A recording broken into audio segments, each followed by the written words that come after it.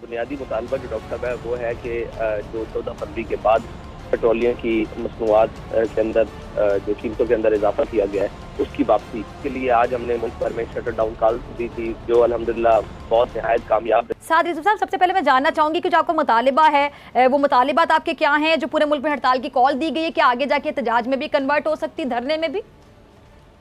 अस्सलाम वालेकुम, बहुत शुक्रिया जी डॉक्टर साहबा।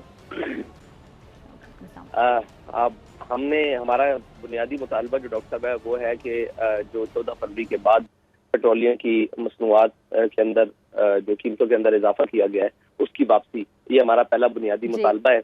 और इसके लिए आज हमने मुल्क भर में शटर डाउन कॉल दी थी, जो अल्हम्दुलिल्लाह बहुत नहायत कामयाब रही, बल्कि पूरी कौम एक तहरीक लब्बैक पाकिस्तान की आवाज़ के साथ मिलाकर गरीबों की आवाज़ का हिस्सा बनी। इसके लिए मैं पूरी कौम का शुक्रगुजार हूँ। और आगे जो सिलसिला है इंशाल्लाह जब तक ये कीमतें वापस नहीं लेते उस वक्त तक हम इंशाल्लाह इस सिलसिले को जारी रखेंगे। अच्छा, अगर ये जब तक ये कीमतें वापस नहीं लेते हैं, आप इस सिलसिले को जारी रखेंगे, आप ये कहना है अगर हुकूमत टस से मस नहीं होती है तो फिर आप लोगों का अगला जो लाहेअमल है वो क्या होगा? क्या ये जो एहतजाज है ये कोई हम सख्त शक्ल भी इख्तियार करता देख सकते हैं? क्या ये धरने में कन्वर्ट हो सकता है, बदल सकता है? और आपसे अब तक किसी ने अगर आप लोगों ने इससे रब्ता किया हो हुक्मरान जमात की जानिब से?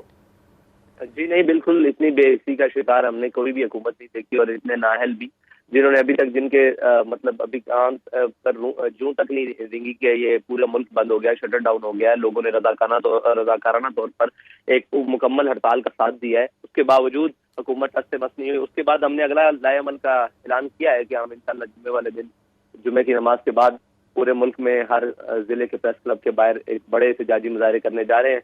अगर हुकूमत को इससे ना असर पड़ा तो इंशाल्लाह फिर ये सिलसिला रुकेगा नहीं, ये फिर एक तहरीक की शक्ल इख्तियार कर देगा। और आपको इस बात की उम्मीद है कि हुकूमत को इससे भी असर नहीं पड़ेगा, जून तक नहीं रेंगेगी? देखें, अभी तो जो बेहसी है उसके मुताबिक तो बिल्कुल ऐसा ही है, लेकिन इंशाल्लाह वो जब वक्त जैसे जैसे गुजरेगा रंग निकलेगा इंशाल्लाह। ठीक है। अच्छा, महंगाई का जो हल है वो तो इलेक्शन ही नजर आता है साद रिजवी साहब, अगर देखा जाए समझा जाए, क्योंकि जब तक पॉलिटिकल स्टेबिलिटी नहीं होगी इकोनॉमिक स्टेबिलिटी नहीं हो सकती। तो आप इस बात से एग्री करते हैं कि इलेक्शन जल्द से जल्द होना बहुत जरूरी है, वक्त की बहुत जरूरी? जी डॉक्टर साहब, मैं इस बात से इसलिए एग्री नहीं करता कि हमें पहले एक तब्दीली का लॉलीपॉप सुनाया गया कि तब्दीली आएगी तो मुल्क ठीक चलेगा। तब्दीली आ चुकी, जब तब्दीली ने अपने रंग दिखाने शुरू किए तो फिर एक और रंग लाया गया। जब तक रजीम चेंज नहीं होगी और जनाब इस हुकूमत को गिराया नहीं जाएगा तब तक महंगाई नहीं जाएगी। जब रजीम चेंज हो गया, अब नया कहानी सुनाई जा रही है कि जब इलेक्शन नहीं होंगे तो जब तक तो इस वक्त मुल्क स्टेबल नहीं होगा। भाई, मुल्क स्टेबल हो सकता है, उसके लिए इकोनॉमिक रिफॉर्म्स की जरूरत है, उसके लिए वो सारी चीजों की जरूरत है जिसे हमें बुनियादी तौर पर करना है। लेकिन ये कोई भी मुखलिस नहीं है मुल्क के साथ। एक आए हैं वो अपने जनाब क्या कहते हैं पर्चे और FIR और अपने मुकदमात खत्म करवाने के चक्कर में है, कोई आता है वो नैब का जनाब चेयरमैन लगवाने के चक्कर में आता है, कोई आता है वो जनाब अपनी एक्सटेंशन लेने के चक्कर में आ जाता है। तो ये तो यहाँ तो खेल तमाशा लगा हुआ है ना, मुल्क पूरे के साथ खेल रहे हैं। आपको मालूम है कि हम 2023 में अभी रिसेंट मिनी बजट के नाम पर भी हम IMF के दरवाजे पर खड़े हैं, और हमारा हमसाया मुल्क 1993 में IMF के दरवाजे पर गया था और 2000 में उसने वो किस्त वापस कर दी थी, वो कर्जा। लेकिन अगर हम ये बात करेंगे तो फिर कहेंगे जी नहीं हमारे मुल्क के हालात, भाई हमारे मुल्क को 75 साल में यहाँ तक पहुंचाने वाले कौन है? यही लोग हैं ना, यही जनाब जर्नैल हैं, यही सियासतदान है, यही जनाब बारी। साद रिजवी साहब, एक और चीज़, ये अगर कल इलेक्शन का ऐलान हो जाता है तो आपको तहरीक इंसाफ नून लीग दोनों की तरफ से इत्तेहाद की अगर दावत दी जाए तो फिर आप किसके इत्तेहादी बनना पसंद करेंगे? जी, मैं सिर्फ कौम का इत्तेहादी बनना पसंद करूंगा, जिस कौम के लिए जनाब महंगाई के लिए आज हमने शटर डाउन कॉल की। पूरी पाकिस्तान की किसी भी जमात ने इसका हिमायत का ऐलान नहीं किया। इसका मतलब है हर कोई अपनी सियासत के लिए खेल रहा है, कौम के लिए तो किसी ने भी आवाज बुलंद नहीं की।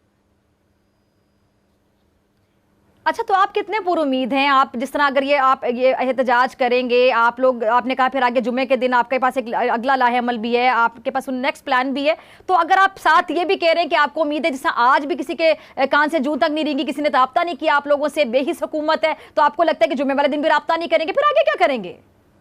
फिर उसके आगे बाद हम अपना लाएअमल जारी रखेंगे और उसके बाद इंशाल्लाह एक वक्त ऐसा आएगा जब, यानी आपके पास अभी से कोई प्लान है कि उसके बाद क्या करेंगे साथ साथ, या फिर आप सिचुएशन को देखते हुए, सूरतल को देखते हुए डिसाइड करेंगे? जी नहीं, इसके बाद बहुत सारे प्लान हैं। जी, आप कह रहे हैं बहुत से प्लान है आपके पास इसके अलावा? जी, इसके बाद बहुत सारे प्लान हैं जी इंशाल्लाह। तो वो सूरत हाल को देखते हुए वो सारे पत्ते सूरत हाल को देखते हुए खेले जाएंगे कि अगर हुकूमत इस तरह रिस्पॉन्स देती है तो फिर ये पत्ता खेला जाएगा, नहीं देती तो फिर।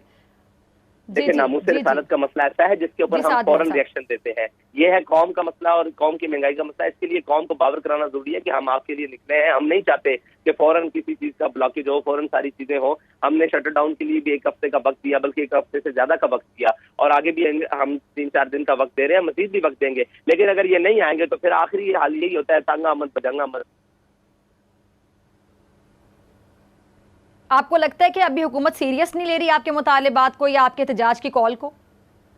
देखिए, हुकूमत तो किसी भी चीज को सीरियस नहीं ले रही ना। हुकूमत को सिर्फ ये फिक्र है कि नवाज शरीफ को कैसे वापस लाना है, इसहाक डार को कैसे स्टेबल करना है, और जनाब लाडलों को कैसे नवाजना है, और अपने मुकदमात को कैसे खत्म करना है, और जनाब अपनी वो क्या कहते हैं सारी हुकूमत को बचाना किस तरह है। अगर हुकूमत को कौम की फिक्र होती तो जब भी IMF के दरवाजे पर ये जाते और मिनी बजट या किसी भी नाम पर कौम का कबाड़ा निकाला जाता, बल्कि ये अशराफियत को नवाजने की चीजें खत्म की जाती, ये बाकी जो सारे मामलात हैं इनको खत्म किया जाता। लेकिन इनके कभी भी इस तरफ नहीं वो होता है। बस वो हमारे जनाब आने वाले वजीर आजम ने ये कह दिया कि वो beggars are not the chooser, तो बस उसका हम खमियाजा भुगत रहे हैं कि वो उन्होंने हमें भिखारी बना दिया और खुद वो भिखारी आला बन गए। बस इतना सा हमें फर्क कर दिया, और तो कुछ नहीं बदला इस मुल्क में।